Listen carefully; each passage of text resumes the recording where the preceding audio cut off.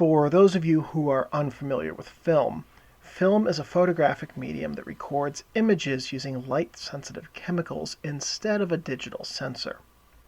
Film works when electrons hit the light-sensitive crystals on the film and cause a chemical change in the film that creates what's called a latent image. That latent image becomes an actual image when the film is developed in film processing chemicals. This video discusses Ilford's FP4 Plus film, looks at how to use it, the film's characteristics, technical details, and provides sample images and my own thoughts about using the film. FP4 Plus is considered a medium-speed film that Ilford rates at 125 ISO. I've personally used this film at 125 as well as 50 and 100, however, I've never pushed it. FP4 has a very wide developing latitude with data, as of this video's recording, on the massive development chart for pull-push combinations from 32 ISO to 1000 ISO. Ilford, for what it's worth, states that FP4 Plus can be pulled back to 50 ISO and pushed as far as 200. So anything beyond 200 is or less than 50 is people's own experimentation with results that they've come to. Ilford also provides data for using this film as a reversal film. Now, I haven't tried that, but the directions appear fairly easy.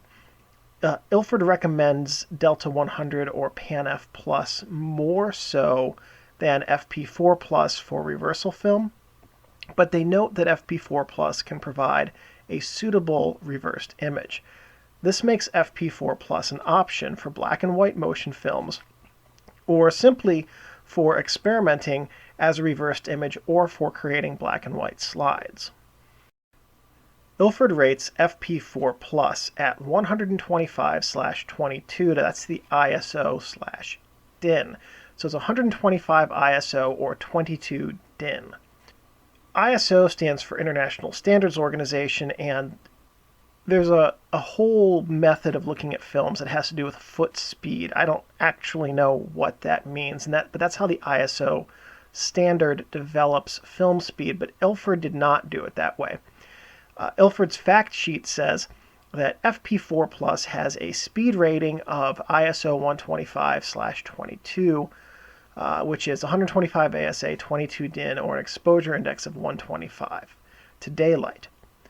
The ISO speed rating was measured using Ilford ID11 developer at 20 degrees Celsius, which is 68 degrees Fahrenheit, with intermittent agitation in a spiral tank. Best results are obtained at EI 125, but good image quality will also be obtained at meter settings from EI 50 to EI 200. It should be noted that the exposure index range recommended for FP4 Plus is based on a practical evaluation of film speed and is not based on foot speed, as is the ISO standard. And that ends the quote from the fact sheet. What Ilford is saying there is that they have rated their film at 125 ISO based on actual lab experience and testing of the film, not on a one-size-fits-all standard. For film engineers, that probably means a lot more to them than it does to you and I or other average film users, but the important thing to note is that what I believe Ilford has done there is that they have said, we've figured out how much light this film can handle and how it works based on the developing conditions that it's most commonly going to see. Small tank, spiral wrap, film developing, instead of massive processing and instead of using whatever the foot speed standard is. Ilford provides some of their films in a huge array of formats. FP4 Plus is commonly and readily available in 35 millimeter, in 24 and 36 exposure rolls, as well as 17 meter rolls. I believe that might only be in Europe, and 30.5 meter rolls, which is 100 feet. Those are definitely available worldwide. as well as 61 meter rolls, which is 200 feet, and I don't know where those are available. I haven't been able to find them anywhere, so at least not in America, or maybe only for industrial or film or large scale type uses. It's also available in 120. It's not available in 220. I remember reading an interview with either Ilford or somebody who had visited the Ilford factory saying that Ilford's 220 machine requires very expensive repairs, and that would exceed any potential ROI for 220 film. And my guess is that Ilford is not likely to offer 220 format film in the foreseeable future unless some scrap 220 machine comes up. But for right now, Ilford's films are only available for medium format in 120. Ilford also has large format in 4x5 sheets available for FP4 Plus all the time, and it's a surprisingly affordable large format film for the quality that it delivers. Ilford also has a variety of uncommon and oddball sizes that they will offer FP4, and I believe that these are special order and are probably only cut once per year, but they range on the small side from 6.5 by 9 centimeters, which is 2.5 by 3.5 inches for sheet film. These are all sheet sizes. 9 by 12 centimeters, which is 3.5 by 4 3/4 inches. 5 by 7, 6.5 by 8.5, 7 by 11, 7 by 17, 18 by 24 centimeters, which is 7 inches by 9.5 inches. 8 by 10, 8 by 20, 10 by 12, 11 by 14, 12 by 20, 14 by 17, 16 by 20, and 20 by 24. So basically, most formats that exist between sheet film of 2.5 by 3.5 inches up to 20 inches by 24 inches can be had in FP4 Plus. If you have one of those oddball sizes, you probably already know how to get it from Ilford. But if you are looking for it, the best people to contact are Ilford, and they can tell you if there's an MOQ or something like that for those sizes, or if they're only available at a certain time of year. So this next section looks at film characteristics that are fairly subjective, in that these are film characteristics as I rate them, and the results of these different characteristics don't come about from specific testing. The first characteristic, and one that's incredibly important to me, is graininess. I like my film images to have low grain. FP4 Plus is generally low grain. It is slightly grainier than other medium speed films, however, and it is susceptible to developer-induced graininess as well. In general, FP4 Plus has a nice quality to its grain, and that renders well and creates pleasing images. Even on 35mm images, little grain is visible if the film is developed properly in fresh developer and in a developer that works well with the film. And if you print in the darkroom, a 35mm print will give you an 8 by 10 image with little to no discernible grain, and what there is will add a very nice character to the image. FP4 Plus is a great film for digitizing, but it is also a wonderful darkroom film. For medium format images, which is 6 by 4.5, 6 by 6, 6 by 7, and 6 by 9, prints up to 16 by 20 should pose no issue whatsoever. In fact, on 6 by 9 you can probably go even larger than that. With a large format negative, 4 by 5 and larger, prints of 30 by 30 and larger should be fairly easily accessible without noticeable grain from an appropriate viewing distance. Tonality is the next subjective film characteristic, and to my way of thinking, FP4 Plus has exceedingly good tonal range if it's developed properly. FP4 Plus has especially good skin tone rendition for people of any race. FP4 Plus retains great shadow detail and has a nice highlight range as well. Mid-range tonality on FP4 is nicely spaced, and has a very good amount of latitude to it. In short, I think that this is one of the 5 best films on the market today for impressive tonal range. The next characteristic is acutance. And with FP4, it is low grain, but with nice acutance under a grain magnifier. Now, that means acutance means that film is easy to focus in a dark room. There's acutance is basically the difference how quickly you get a transition from light to dark in an image. And you could call it sharpness, but that's not correct. And you could call it contrast, and that's correct-ish. A film with high acutance like FP4 Plus is easier to focus in the darkroom than a film with low acutance. And it also acutance also adds detail, improves detail in the fine detail portions of the image. The next subjective film characteristic is contrast. Contrast with FP4 Plus is exceptional out of the box. It's nicely appointed by a yellow filter and a bit drastic with orange filtration, and really extreme with a red filter.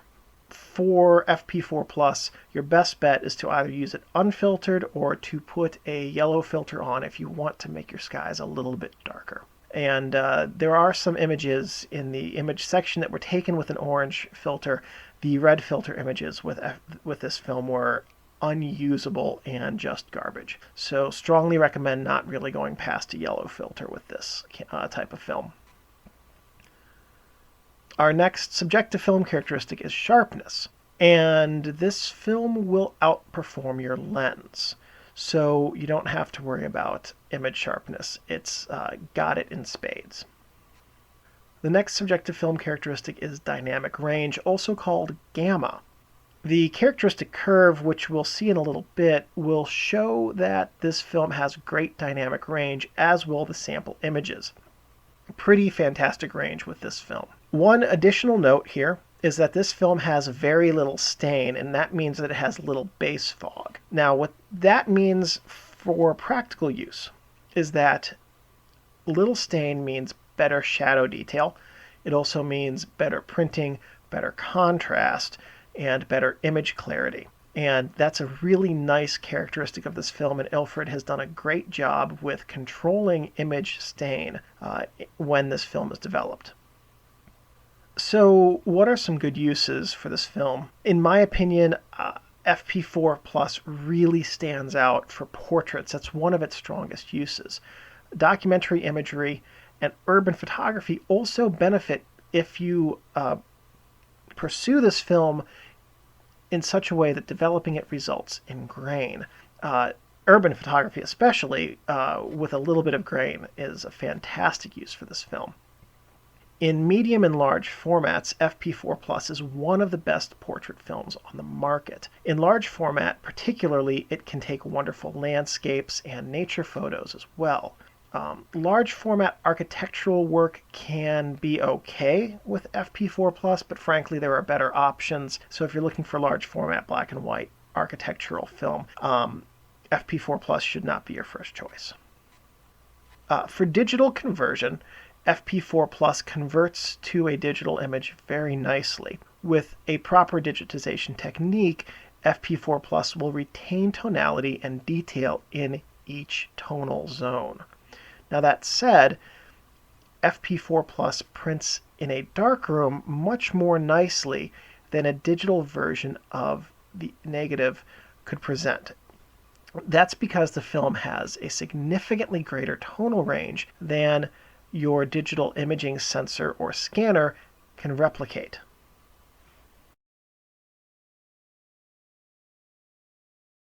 So here is the spectral sensitivity curve from the FP4 datasheet. And what this is telling you is how sensitive the film is to light. But what does this really mean? I think it will help to overlay the color spectrum into this curve. And this color spectrum is roughly properly aligned with the nanometers. It's pretty close. So what this is telling you here, let's read it. The film will not record any light that has a wavelength which is smaller than 400 nanometers or larger than about 600 and however many nanometers this is. So this is actually about 350 right here. So this is also telling you that violets will be contrasty but very dark, that blues will be slightly lighter, and now this is also subject to tonality, but and the actual shade of the blues. You can see here where the cyans are lighter than the blues here. It's more sensitive to the amount of light. It's better at recording light that comes in from cyans than it is at greens. Yellows and oranges, it really peaks in this area. You can see the nice gentle gradient here will give you a nice tonal range for yellows and oranges. And one of the reasons that a yellow filter works is that it cuts out everything from about 525 nanometers left up to about 575 nanometers and right. And you can see from 525 to 575, there's a nice gentle gradient. And that means you're going to have a nice dispersion of tonal range, of tonal characteristics within that yellow color spectrum. Oranges here from about 575 to about 615, those start to go into a shoulder area. And so that's why there's more contrast with an orange filter. Now if we look here after 625, it's flat and then drops rapidly into the red range of this color spectrum. What that's going to tell you is that with a red filter, you're going to get very steep contrast, because the red filter is going to cut out everything that is orange, yellow, green, cyan, blue, and violet. It's not, that light will not make it to the film. Only red light will. And the steeper the curve, the higher the contrast. So only red light hitting this film is going to be very high contrast. So here we're looking at the film's characteristic curve. This is the film's fingerprint. Now I've labeled a whole bunch of these sections already. We're going to go through and talk about what they mean. Ignore this relative log exposure and density. Ignore the numbers of them. The characteristic curve here is the amount of light hitting the film and how it records that light. So this red line that extends here, this is what's called the base in fog, or the stain. This is the minimum amount of density that the film can have if all of the majority of the film crystals were removed during fixing and developing. There will always be some amount that just spontaneously develop and hang out in the film, and that's where you get the stain from, and that's where you get the base and the fog from. And like I said, this is a very low stain film, and this is very controlled. This is a very, very low base and fog for a film. Here's the inertia point. This is the point at which enough electrons have hit the grains that they start to convert into the latent image. This upward swing here, you can see where it's labeled toe. That's what the image, the characteristic curve's toe. This is where contrast starts to come in. The straight line that goes from the toe up to the shoulder, this is the vast majority of the image data, and this is your gamma. The straighter and more gentler the line is, the more gamma you've got. If it's steep, then it's a high gamma, high contrast image. If it's gentle, then if it's nearly flat, let's say, then it's a low gamma, low contrast image. This has a gamma that is looks like it's about a 30-degree curve, and that's a pretty good tone gradient in that range. Now after the straight line we get into the shoulder. The shoulder is where you get into the highlights. This is what's on the negative, the densest and darkest, but in the print, the brightest part of the image. This is where you start to lose a lot of highlight detail. After the shoulder is the Dmax, which is density max. And this is the maximum amount of light data that the film can contain before it runs out of an ability to contain data. This is a pretty high Dmax on this film, but really where this film shines is in the straight line gamma. If your image has a lot in the shoulder and anything in the Dmax really, as well as having a lot in the toe, you're going to end up with very overexposed images up here in the shoulder and Dmax, and very underexposed images if it's in the toe. The the goal with any film, and with this one, it really benefits from having the majority of the image being in this straight line range. FP4 Plus has a reciprocity failure that starts after a half second, and that's a lot. Now, what's reciprocity failure? It's basically anytime that you decrease shutter speed, you have to increase the aperture, so you keep a constant exposure index, and that's your reciprocity. Basically, it's the range at which the amount of light is enough to cause the latent image to form without weird things starting to happen. With FP4 Plus, if your exposure time is from a half a second to 1/10,000th of a second, you don't need to adjust at all for reciprocity law failure. Now, when your exposures are longer than a half second, you need to adjust the actual shutter time. So if let's say your camera says that your exposure should be 1 second. You will probably want to add a little bit more than a second. You'll have to go to bulb mode. You won't want to quite double it. But beyond half a second, you'll need to add a little bit of light. Now there's this curve here that you can see, and the way that you can read this is along the bottom. This is how many seconds your light meter says the image should be. So if your camera says you need a 10-second exposure, or whatever light meter you're using says it's a 10-second exposure because it's a low light image. Well, with reciprocity failure with FP4 Plus, it actually needs to be probably about 30 seconds. So this is what the camera tells you over here on the bottom.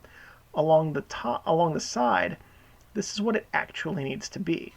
So you can see here, if your camera's light meter says you need a 30-second exposure, you're actually looking at 160 seconds in order to get a properly exposed image. If you are interested in low light photography, this is an incredibly important chart. Over here at 35 seconds, you're at 200 seconds for your proper exposure. So there is, in all probability, a way to calculate this algebraically, but I have exactly 2 degrees in English and exactly none in math, so I tried to figure it out, but I couldn't. And so if you know of a way to take this amount of data and convert it into an algebraic equation to figure out compensation for reciprocity failure, please let me know, and you can post that in the comments. That would be great. Ilford recommends a latitude of 50 to 200 ISO with FP4 Plus, depending on the developer. So Ilford has this processing chart, and I've blacked out all of the films except for FP4 Plus.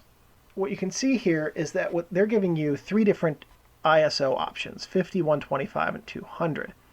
And for most of them, they have developing data. You could probably extrapolate that Ilfotech HC at 1+15 is 3 minutes for ISO 50, or at ID11 at 1+3, it's probably in the range of 21 minutes for ISO 200.